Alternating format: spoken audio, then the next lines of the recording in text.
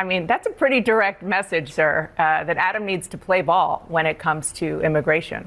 Well, fairness is playing the tape. There's more to that tape. This is two cops talking. We're talking cop. I mean, once you're a cop, you never lose that language. We had a great time in the meeting before, busting at each other.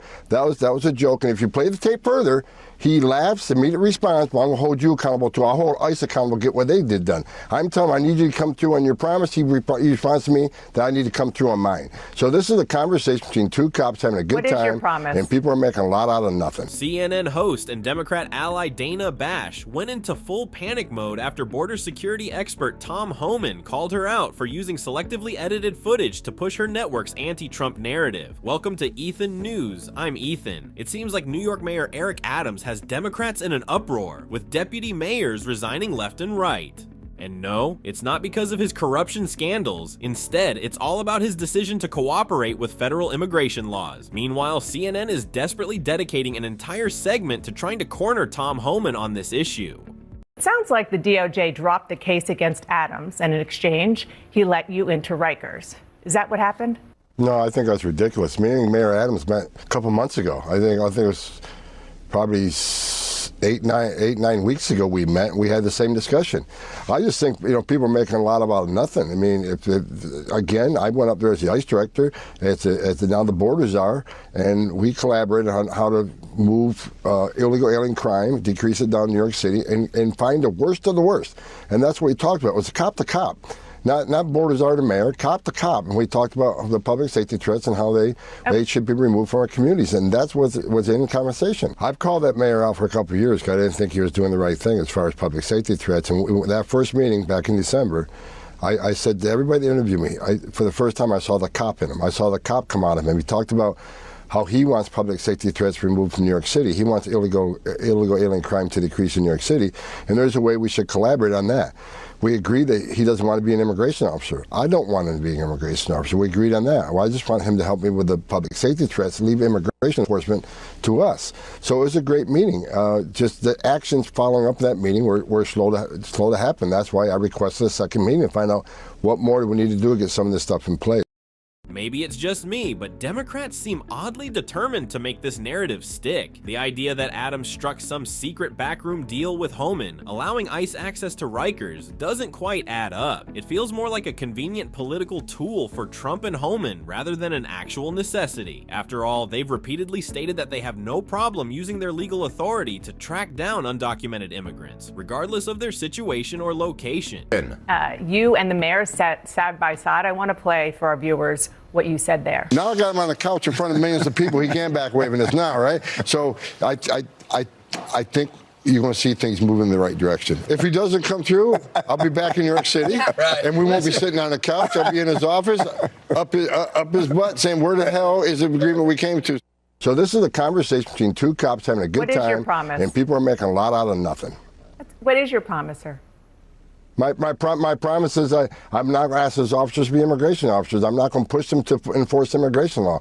I told them I want to arrest the bad guy. I want to arrest the public safety threats. I want to get Rikers Island so we can get the public safety threat before they're released to the street. I want his help, especially the NYPD intelligence unit, who's the finest intelligence apparatus in the world, to help me find missing children. There are probably many are in forced labor, many are going to be in forced sex trafficking. Not all of them, but many of them. And that's a promise I made to him.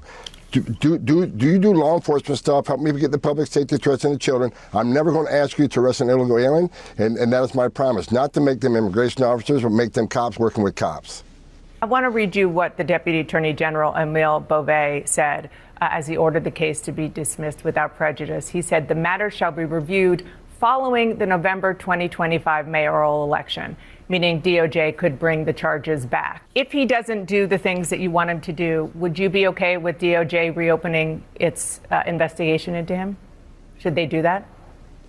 That's out of my lane. I'm a border czar. I care about the border. So let DOJ do what they do. I care about removing public safety threats from the country. That's President Trump's promised the Americans. Say what you want about Adams. There's certainly plenty to criticize. But one thing is clear. Democrats will turn on their own if they stray from the party's narrative. And that's exactly what seems to be happening here. Adams openly criticized the Biden-Harris administration's immigration policies in late 2023 and continued to do so into 2024. Then, once charges were brought against against him, he insisted they were completely false and politically motivated. In fact, he even suggested in an interview that the timing of his indictment was highly suspicious.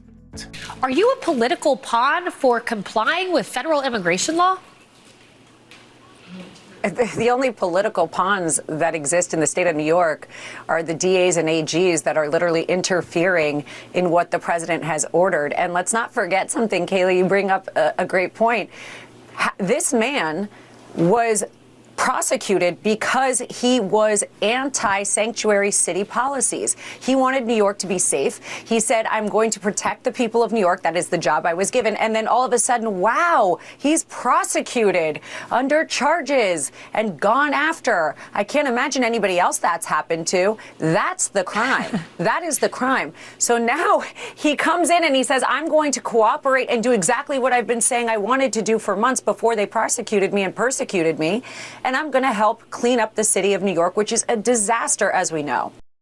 Now, Haba does bring up a valid point, adding more context to the DOJ's decision regarding Adams. More importantly, these charges seem a bit questionable, considering Democrats have already shown they're willing to use the justice system for political advantage. I wasn't a fan of the last mayor, either, but let's be real. The timing of his scandal lined up almost too perfectly with his disastrous handling of the pandemic, which Democrats had been praising for months before it all fell apart. But what do you think? Does Elena Haba have a point? Is Eric Adams cooperating because he genuinely cares about immigration, or is he just trying to save himself? Let me know in the comments. And if you enjoyed this video, don't forget to like and subscribe. It really helps the channel. Until next time, this has been NERC News. Thanks for watching.